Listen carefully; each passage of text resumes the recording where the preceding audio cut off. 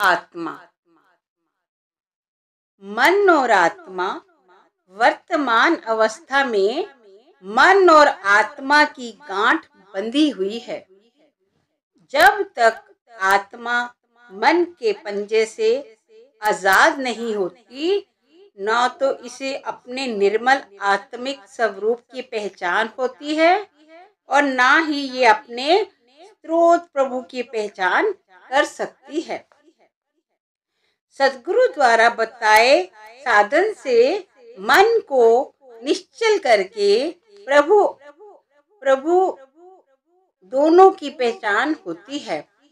जब साधक सद्गुरु के उपदेशानुसार ध्यान को आंखों से ऊपर 10वें घर में एकाग्र और स्थिर करके शब्द के साथ जोड़ लेता है, तो मन अपने निज घर में लीन हो जाता है। इस प्रकार शरीर और मन से निर्लेप हो आत्मा प्रभु में समाने योग्य बन जाती है। गुरु साहिब समझाते हैं कि ध्यान को निज घर में स्थिर करने से शब्द सर्वव्यापक दिखाई देने लगता है। फिर ये सूझ होती है कि संपूर्ण त्रिलोकी का जीवन शब्द है। शब्द की भूख सब दुखों को खा जाती है और मन में सच्ची शांति पैदा हो जाती है। गुरु शब्द ने शब्द का 3 लोकों की ज्योति होने का भाव भी प्रकट किया है। मेरे प्यारे, गुरु के ज्ञान का अंजन डाल, इससे तू प्रभु की भक्ति के रंग में रंग जाएगा। संपूर्ण त्रिलोकी में प्रकाश करने वाले शब्द के साथ तेरा मिलाप हो जाएगा और तुझे 5 विकारों से छुटकारा मिल जाएगा। आप एक अन्य प्रसंग में कहते हैं, गुरु साहब एक तरफ ये कह रहे हैं कि प्रभु ने तीनों लोकों में अपनी ज्योति रखी है और दूसरी तरफ ये कह रहे हैं कि जिस पर प्रभु दया करता है उसे शब्द के साथ मिला देता है। शब्द के साथ मिलना ही प्रभु के साथ मिलना है और तीनों लोकों में प्रभु की ज्योति या शब्द की ज्योति होने का अभिप्राय एक ही है। जब मन को संसार और शरीर की तरफ से पलटकर अंदर अपने निज घर में स्थिर करते हैं, तब 3 लोकों में प्रभु की ज्योति दिखाई देती है।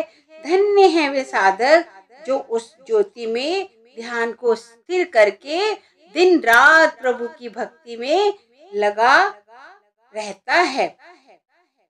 जिस भाग्यशाली गुरु को गुरु की दया से अनंत वाणी की सूझ हो जाती है, वे सच्चे प्रभु के प्रेम के रंग में रंग जाता है। योगी बहुत सूक्ष्म और रहस्यपूर्ण प्रश्न पूछते हैं, जब ये शरीर और हृदय नहीं होता तो मन कहाँ रहता है? ये नाभि कमल का सहारा ना तो पवन प्राणों को कौन से घर का सहारा मिलता है?